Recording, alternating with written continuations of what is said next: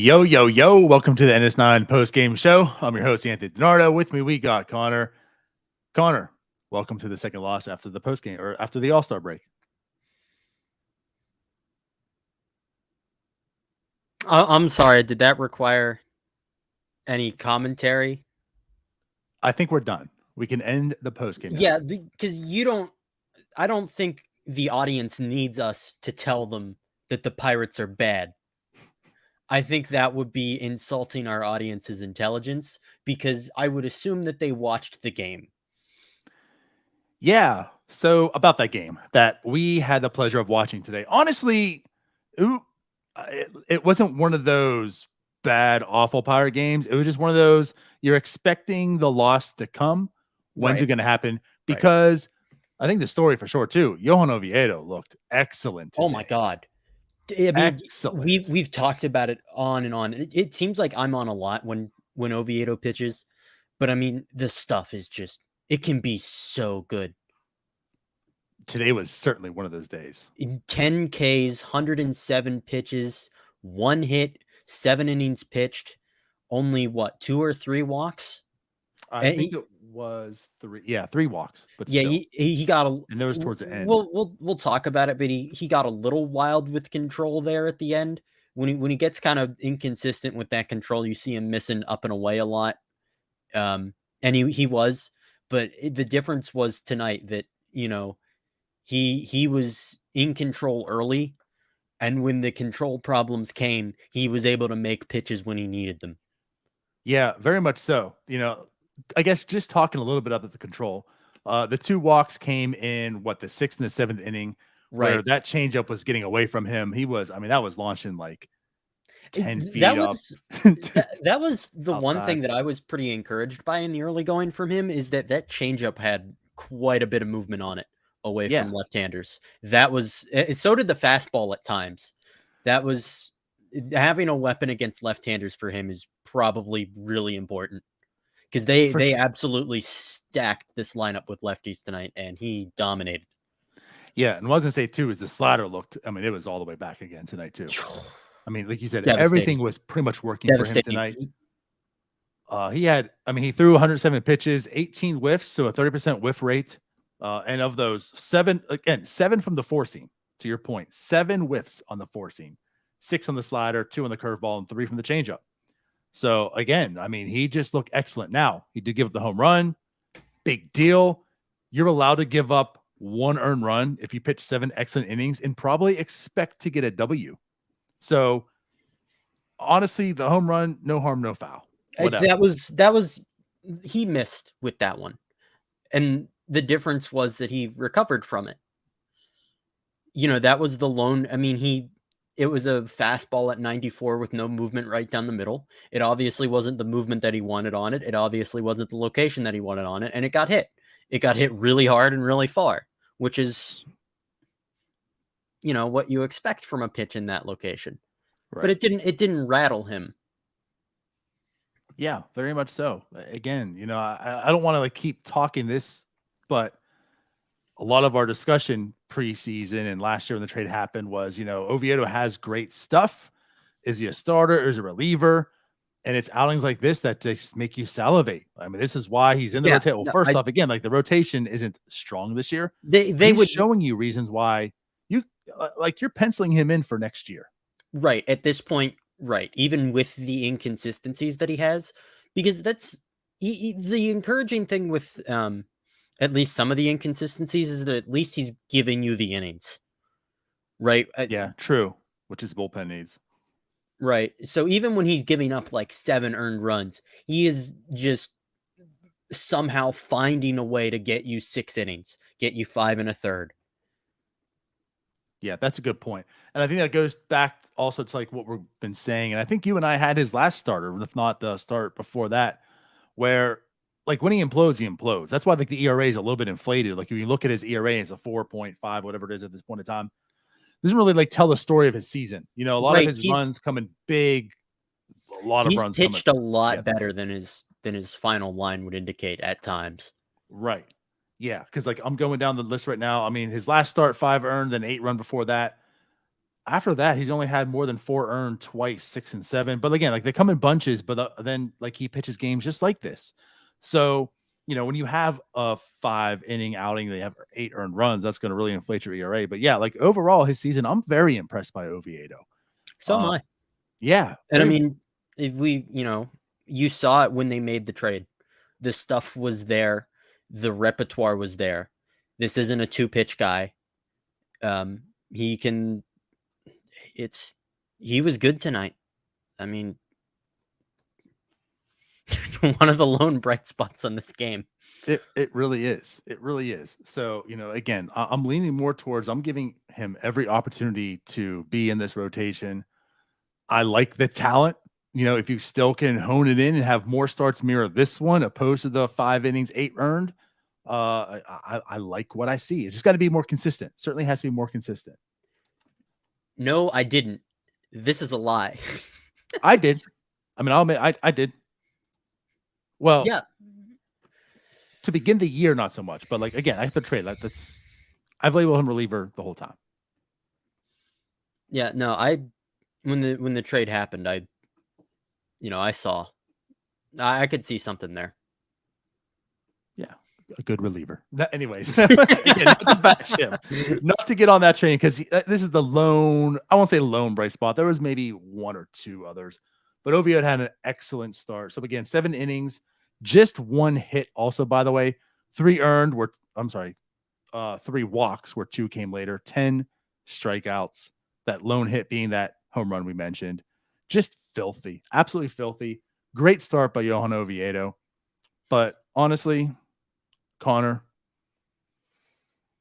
all this team had to do was score more than 3 runs. And it just seemed impossible.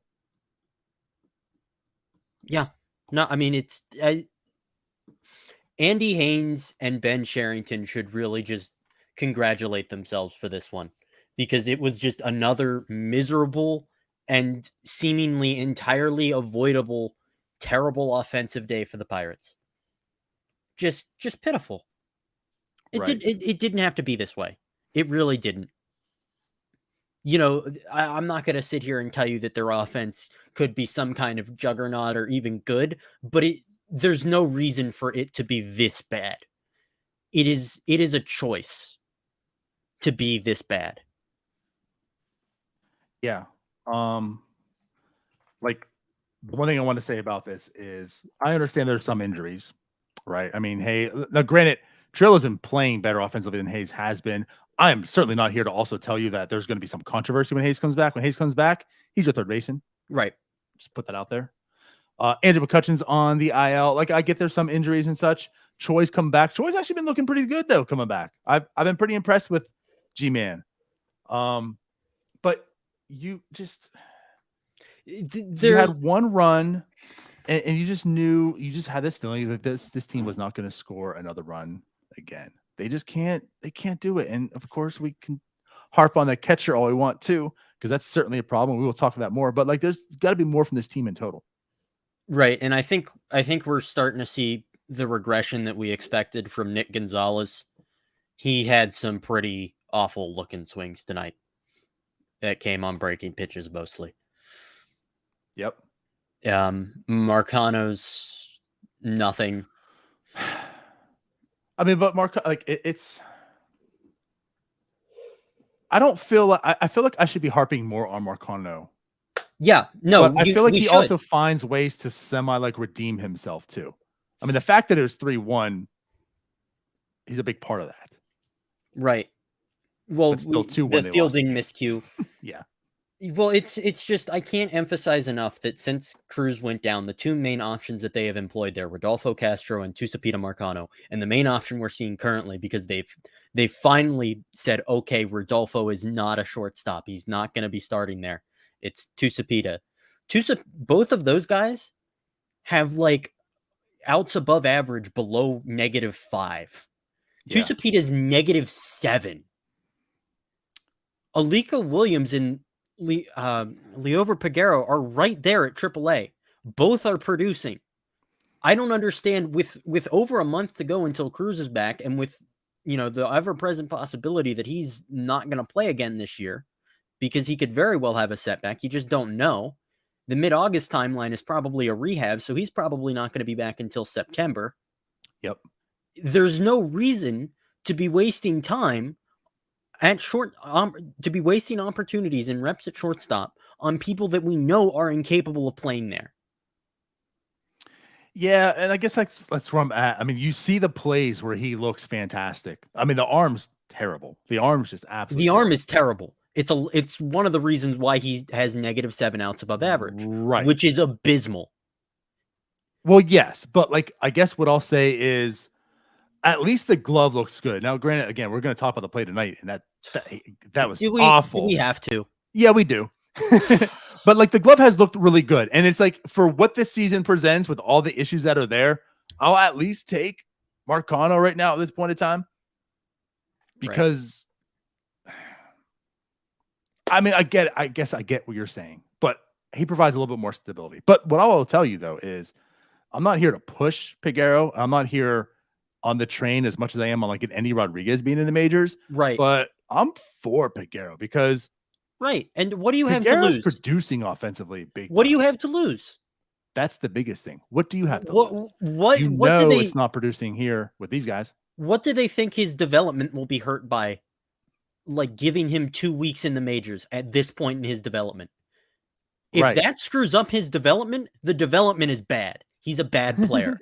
He's a bad player if that screws up his development. You know who you're talking to, right? Absolutely. That's our biggest thing. Like these guys are professional athletes. A call up and them not producing for 2 weeks isn't going to kill their careers. No, and also like he was called up for a weekend already. So like he's been in the majors. He's got that taste. But I'm absolutely with Peguero getting a shot. I absolutely would. Now, Alika, I don't know if I really believe in his talents. That's what the options on their contracts are for. You know, right. It's not like you have to keep him here, despite the Pirates. You know, we've seen it with dozens of players over the years that they seem to be in the mindset that they have to keep a guy. But it's just not the case. Yeah, I'm with you. So again, I would certainly agree to a Peguero promotion. I think he's earning it, and these other guys that are on the team right now are earning themselves off the roster. It just is what it is. Like Rodolfo Castro, again, I've been one of the biggest supporters of him. I love the talent that Rodolfo Castro presents, but he is not putting it together and becoming a good player with that talent at this point in time. Right. And obviously he's not getting the plate appearances either. I'd rather him be in AAA and just like, hey, get away from the game a little bit. Work on the stuff you need to work on. Get everybody at bats. Do that because you're hurting the team right now. Get Peguero up here. He could potentially help the team. You know what's here is going to hurt the team. So get someone who has the potential to help it. And again, like you're saying, it's not going to hinder Peguero's development. If anything, it probably betters it because even if he struggles and you send him back down, you're probably going to become a better player with that. Here's the thing. The bar is just so incredibly low at shortstop. It's just as low as it is at catcher. Well, maybe not just as low because it's not historically bad, but it's right. Bad. It's really bad. Since Cruz got hurt, at least as of a couple days ago, I'm sure it's gone down now, but headed into the All-Star break, since Cruz got hurt, Pirate shortstops have combined for 82 WRC plus. And the two main options are -7 and -6 outs above average there. That means either one of Alika Williams or Liover Peguero only has to be an 83 WRC plus hitter and a -5 outs above average defender to be a better option on both sides of the ball than the average that they've gotten out of that position. Right. Agree. Now, I have my reservations that Peguero can be a good shortstop, but I have too. The bat, I think, can at least bring a positive to it. So it's like, as you're saying, there can at least be a net positive, what you have right now. Even if the gloves are the same as everyone else, the bat can play better, then there's an upgrade. Right. It's nonsensical. Anyways, it's stubbornness. To move on from indie talk, just a little bit, because we'll get back. Don't worry, guys. We'll hang on to that a little here. Yeah. Back to the Pirates here. Now, someone did shine today. As I mentioned, it wasn't a complete black hole outside of the starting pitcher. Henry Davis showed up. We know he does not like to lose, and he tried to will this team to a victory today. He goes 2 for 4 with a home run. his second home run of his career now. Almost had a third. Almost had a third. Yeah, that was a very loud foul ball. Yes, it was. He cranked that. He couldn't, had too much hook to it. Yes. So, liked what I saw out of King Henry today. And that went, what, 422? I think it was the home run that he did 422 or 424, yeah. I think it was like 108. Yep. So, again, he did crush the one that did go over the fence in fair territory. He also crushed the one that went foul as well. But it goes 2 for 4. I mean, outside of that, Santana went 1 for 3 today with a walk. I mean, Santana's been producing better. I know we harped on him a while ago. He's been producing better. He has. Troy back, certainly giving him some, I'm not saying days off, but a rest or anything, but taking the pressure off, maybe, if you may. And also, he didn't back cleanup today. It's funny. We were, I think, I know at least I was. I don't know about you, but I mean, I was begging for weeks to get him out of there. Yeah. It was like the out of all the lineup inconsistencies that drive me nuts, the one lineup consistency also drove me nuts. Right. And now that he's playing better, they're moving him around. Yep. So, but yeah, I mean, he has looked much better at the plate today. He had a big hit early on with a walk. And then I said, Troy went 1 for 4 today as well. Marcano went 1 for 4. Like I said, like he finds a way to like try to redeem himself. It was a big hit towards the end. Pass ball, he got on second base. Of course, he wasn't going to score because there's no one behind Marcano that can hit him in. But that was a big hit in the 9th inning that he did have. And then Triolo went 1 for 3 today as well with a walk. Triolo has been looking like the more I keep talking about him, I keep saying fine. He's looking every much as an everyday player right now. Now, granted, the league could adjust. I don't believe that he's going to keep this up, but I wasn't sure if I was expecting this from Triolo, especially with the bat right away, and he's certainly been producing. Yeah, I mean, yeah, I would, when Hayes comes back, excuse me, I would, either one of, it's either going to be Bay, Marcano, or Castro to go off the roster.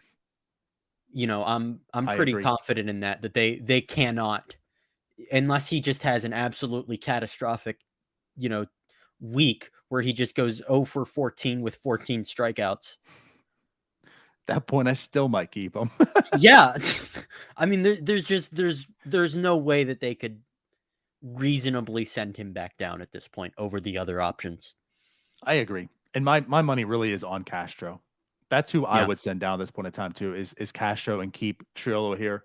Because again, I'm not sure if this bat's gonna withstand right now and hold the pace that it is, but the glove is certainly there. And we know he can play shortstop. He's played a little bit of second base before he got promoted. We know he can play third. Key's got the back that flares up, so you probably want someone competent going to back him up here and there too. So like I look at this and say, when Hayes comes back, he's starting. But Trill's going to find his way to get in this lineup for sure. Oh yeah. And then outside of that, Connor Joe had a big pinch hit towards the end of the game as well that nothing was made out of because no one can hit him in either. Before I get to this gripe, I'll just say Jack Sawinski over 5, 3 strikeouts. That also was pretty abysmal performance today at the bat with him. Am I supposed to say something? I mean, I agree. I don't know what else there is to say about it. Yeah. I know. I don't know if we've said this too much, like verbally, but I'm starting to get to the point too where this is bothering me. Now, Grant, I know he's very controversial. He's good. He sucks. He's this. He's that. He's a little bit of everything. All right, that's just what he is. But I guess I'm starting to get to the point where swing the damn bat, Jack. I don't care about your chase rate. It's elite because the bat stays on the shoulder. Start swinging it. I want to see you. I don't need to hear Juan Soto, Jack Sawinski, elite chase rates. I need to hear Jack Sawinski's doing a little more damage with the bat. That's what I need to see in here. Right. And I mean, it's just the organizational philosophy of hitting, right? Where it's just it's why they traded for Connor Joe, because Connor Joe is that kind of guy. He looks at a lot of pitches. That's why they loved Daniel Vogelbach and brought him on, because Daniel Vogelbach sees a lot of pitches and he doesn't swing at balls. You know, there's a clear pattern with players they like here, so I don't expect it to change, despite how little it works. Right. And Jack's the only guy that it's working with right now. But that you can even. That's like a valid it question, is, but at the same point in time, he's the only guy that's putting up production with this approach. Yeah, I just worry that it's holding him back even more. Yep. He's talented. We know the power. The raw power is there. The in-game power is there. I just wonder if he swung the bat a little bit more, made some more contact, he could do some more damage, opposed to getting on base and having no one hit him in. I don't know. It's my wonder right now, but I want to see him swing the bat more. Anyways, to go backwards, like I said, we'll get back to this. So as mentioned, Connor Joe did come in, have a big hit. I'm kind of tired of seeing both catchers having to leave the game when you're down. If both catchers are being pinch hit for, your catching situation is bad. Yes, that's where we're at. Your catching situation is really, really bad. Back-to-back nights. If both of your catchers are such bad hitters that you are comfortable letting a guy catch who doesn't normally catch on your MLB roster, even though he is a catcher by trade and they're starting him in right for some God knows who what. That's okay. Your catching situation is bad if that's happening. Right. It's just it absolutely is. Austin, that's a problem. It's not hyperbole to say that Austin Hedges is one of the worst hitters ever. It's correct. It's not hyperbole. Like that literally is of the 2,800 and something major league players who have 2,000 plate appearances. His career WRC plus of 52, which he's underperforming by almost half this year, right, is like 14th worst ever. And there are two pitchers ahead of him on that list, and they're Cy Young and Walter Johnson. And Cy Young has a higher career batting average. Yep, that's where we're at. Now, the thing that I'm going to say next is probably going to maybe confuse people. But, so yeah, as mentioned, Andy went 2 for 4 tonight with 2 doubles. Yep. He's batting, I can't think of the top of my head now. Since was your stat, 370 since when? He's coming into today, he's hitting like 362 since June 22nd. The 2 for 4 tonight, that would put it up in the 370 range. Right. There you go. And I know I put something out there today. I mean, he had like a 112 weighted runs created plus since like May 29th, batting like 307 or 312, something like that. He's been hitting. Now, the power hasn't really been there, but he's hitting. He's making contact. So, again, back to this. Both catchers, right? You have 2 catchers that were in the game in a single game, and both had to be pinch hit for back-to-back nights. That's absurd. What if you just had a catcher that you could just keep there? Maybe his name's Endy Rodriguez. You know, the pinch hit a guy like Josh Palacios who has a 618 OPS, like that person who has a negative 0.3 WAR and a 618 OPS is your best option to try to win a game. What if you just didn't have that? What if you just had Endy Rodriguez there?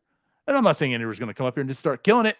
But again, we're talking about potential, right? You talk about potential with Peguero. He presents potential. He could be a better hitter.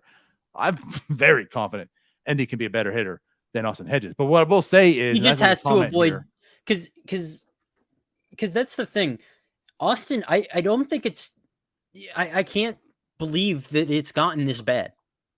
Right. I can't believe I can't. Even for the Pirates, this is terrible. This is terrible. Austin Hedges, if he appears in 100 games this season, which he is well on his way to doing, he's on pace to appear in like 110 right now. If he appears in 100 games, he will have the 4th worst season from a catcher since 1871 by OPS plus. It's like what, 22? Speak to me, Connor. It is one of the worst performances ever. 23 right now. He's batting after today going over 2. He's batting 175, 226, slugging 227 with a 23 weighted runs created. It feels like a sick practical joke, and the butt of it is Henry Davis, Andy Rodriguez, and everybody watching. Right. That's the thing. The difference is if this was your option, right? Much like Cleveland, they bought into the defense, but they don't have many options at catcher. It's not as if there was someone waiting. Like their Bo Naylor was still some ways off, right? There's 2 guys, not even just 1, 2 guys in the Pirates organization that are right there knocking on the door, and Henry Davis and Andy Rodriguez. One, your 1-1 draft pick. Because this fan base isn't stupid. You know, I'm a believer in catcher framing. Well, I don't think that the majority of people that I interact with anyways aren't stupid. You know, and the team talks about this framing shit, and it's just nonsense. I believe in catcher framing. I think it has value. A catcher that has that skill presents value. There are players who are consistently very good at it, and there are also players who are consistently bad at it. It's not a fluke. It's very real. I agree. That's why Jonah Heim is like elite, because his bat's good, but his framing, all that stuff is really good. The stuff you don't see is super good. Right. So he's not even just a guy. He's an elite player in MLB right now because of that stuff. But you and I both know that the 2 to 4 or 6 or 8 however many is, it's not enough. The amount of calls that you can steal per game, while they add up over the course of a season to like 12 runs, don't actually translate to a single run in a game. To being 80% worse than your average hitter. Correct. It's just, and the fact that they're sticking by that. They're publicly saying Shelton was asked after last night's game if they had any plans to change the catching reps. Right. And for once, a team employee gave a clear and concise answer, and it was no. At this time, we do not. What are we doing? I'll say something to that.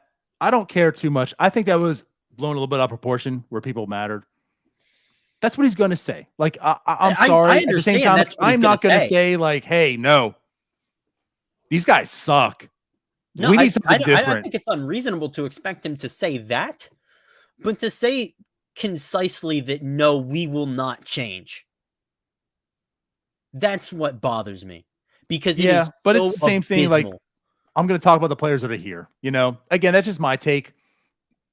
I don't fault, for many things you can, I don't fault him too much for that being the response. That's all I'm going to say. Who I do fault, though, is Ben Cherington, who is forcing him to make that response and answer those type of questions. The buck is being passed to Shelton here, and it's abysmal that is the response that he is both giving and being put in the position where he has to make that response. Right. Correct. So what I'm going to say here, like I said, this might be throwing some people off, and I know it's in the comments here. If and when the ND promotion comes up, it's still Jason Delay for me. I know you might laugh. Some people might, but like, and some people in the comments, I've seen on Twitter too, like DFA Hedges. I'm still okay with Austin Hedges being on this team. But of course, like strictly a reserve backup now. Like ND has to take the majority of the reps. I know it's not going to happen. I still would love to see Henry Davis get maybe once a week or something here and there to spell. But Hedges has to take the step back. Like the biggest thing and opportunity that Hedges presented for this team was to be that mentor, was to maybe teach and let these 2 catchers that are coming up learn from him. So if you DFA him, that's gone. And it's not as if, I mean, we harp a lot on Hedges, rightfully so, but it's not as if Jason Delay has done anything. No. In April, there was that argument. Jason Delay was hours away from retiring last year. Yes. That is the level of player that he is. Right. He was the bullpen catcher in AAA last year. And he is currently getting reps at catcher for an MLB team that has Henry Davis on the roster and Andy Rodriguez at AAA hitting the cover off the ball. Right. He's the guy to go. As terrible of a hitter as Austin Hedges is, Jason Delay's the guy to go. For sure. So just so we're all clear on that, everyone watching, yes, Hedges is awful, but he's an awful starting MLB catcher. I'm perfectly okay him being a backup catcher. And what I want to say to this too is like, if you are even looking at entertaining like the trade deadline coming up, he has trade value. I absolutely believe in that. If you can trade a Michael, God, now I'm going blank. Who was went to the Mets last year? Oh God, who was the catcher last year? The Mets trade for him. Someone in the chat help me out. He has trade value. I absolutely believe he has trade value. Michael Perez. Michael Perez. Yes. If Michael Perez can get traded, then so can Austin Hedges. Right. It ain't for much. It might be for some like international money. It'd be for like player to be named later, some A-ball reliever that you've never heard of. So I'm not here to even say that will happen or whatever, but like I am perfectly okay again to have him on the team strictly as a backup. And that's it. That's it.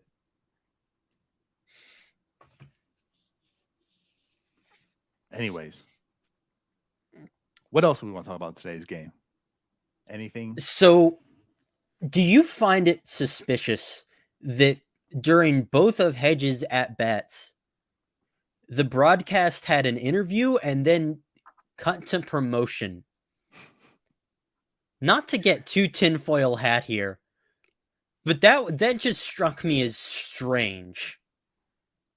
Because there were people talking about how loud the boos were tonight, and none of that came across on the broadcast.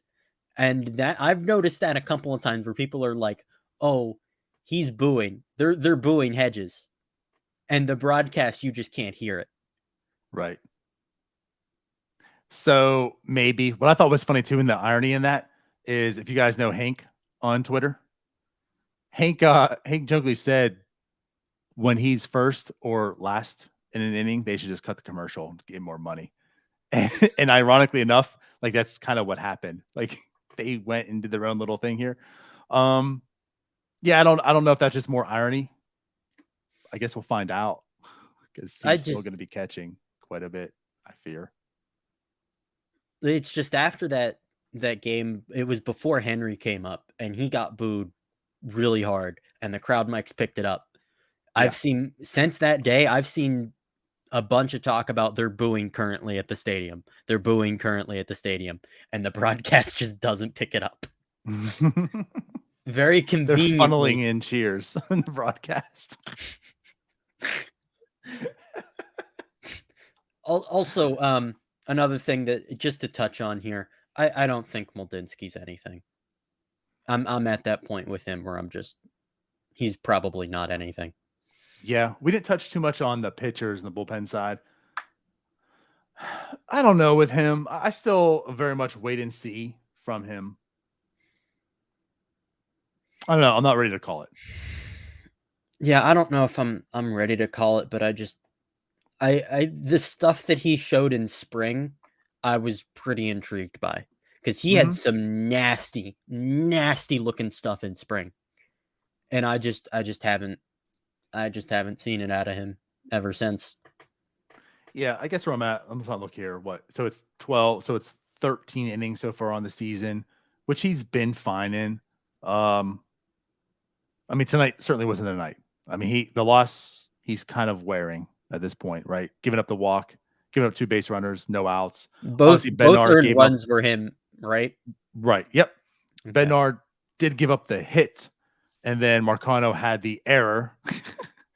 But yeah, that's it wasn't just that he made the error. It was that it was a bad fundamental baseball play. Because the second that runner got by him, he should have been throwing to home. Yep. So it wasn't just that he made an error and he bobbled the ball and he dropped it. It was that the recovery, he made a bad decision after that. Yep. Because it wouldn't have mattered as much. Because I have confidence that Bednar was gonna get the next guy. You know? He's David Bednar. Right. Yeah. Again, not a great pitch by him. It is what it is. But he was afforded the opportunity to pitch with no outs and 2 guys on to start the inning for himself. So it just is what it is. But yeah, terrible play by I think it Marcano. was. I mean, he was so worried about the runner running at him, and he missed that tag too to second base, and like the play was at home. I think. Oh geez. This team is just so bad, dude. It in one ear and out the other. Oh man. All right. I'm giving you 6 seconds to think about it. And if not, we're cutting off. Oh, I think it was Eminem, Bloop and a Blast, who put out there, it was like, oh. It's like Eminem. I'm on the Neil pronunciation. So it was Bloop and a Blast. I saw he put out there a while ago that it was like, I appreciate that they waited an additional month before they started overusing David Bednar. I saw that tweet actually too. Yeah, I know what you're talking about. And they have started. At least they didn't send him back out there for the 9th, right? Because it was over then. I mean, it was, but it's just they could have. And if it was still a tied game, I'm down with it. Well, that's the other thing. It's like, if you're going to use Bednar for more than an inning, if you're willing to bring him in the 8th with 1 out and 2 runners on, why not just bring him in to start the 8th? I don't agree with the usage, but if you're going to do it, go all the way. I guess I disagree with that, because now you're running into that. This bullpen is terrible. So every tied game in the 8th, you're going Bednar with that mindset. Right. Like, other people have to pitch. Other people have to. I agree with that. But if they're willing to turn to David with 1 out in the 8th, right? And 2 runners on, just go to him at the start of the 8th. Right. If that's the situation that you find yourself in, where there's 2 runners on in a tie game in the 8th, and you have to go to your closer because there's just nobody else, why not just let him start the 8th? We could debate that. I was fine with that decision. Though when Majinski puts on 2 guys right away, you're going to Bednar. Like, you can't trust and will Majinski into finishing that inning. Go for the win now. I guess that's where I'm at. Otherwise, you're just kind of going at Bednar in all these situations. So, but Right. And also too, like, we had the All-Star break. He hasn't pitched in a while. Like, all these guys are rested at this point in time. So, like, I'm okay with him going multi innings. I feel like if it was still tied, he was going out for the 9th as well. Also, perfectly okay with that. That's just not how it went. But at any rate, yeah, just one of those games. Johan Oviedo looked excellent, and a wasted start for him because his offense could not help, and also bad defense to make matters worse. So, Connor, almost 39 minutes into this post game, I said, let's wrap this up, make it quick. I swear every time I say that, it goes longer. Right. We just like venting, I guess. A little bit. This is like a group therapy session. It is. It really is. So let's get out of here then. The Pirates will play once again tomorrow. And of course, no moves will be made. No. But neither you or I will be doing the post game. Give it up. Give it up. I think it's Doug and Neil. So good luck to you too. Oh, those poor bastards. We'll see you guys tomorrow. Thanks for watching. Bye-bye. Peace out. Hey, you all. Thank you for watching. I know we try to provide the most entertaining content that we can, and we'd love to spread it to as many people as possible. So I know it doesn't seem like a lot, but if you could take the 5 seconds to like this video and subscribe to the page, it helps out so much more than you know. Thank you, and let's go Bucks.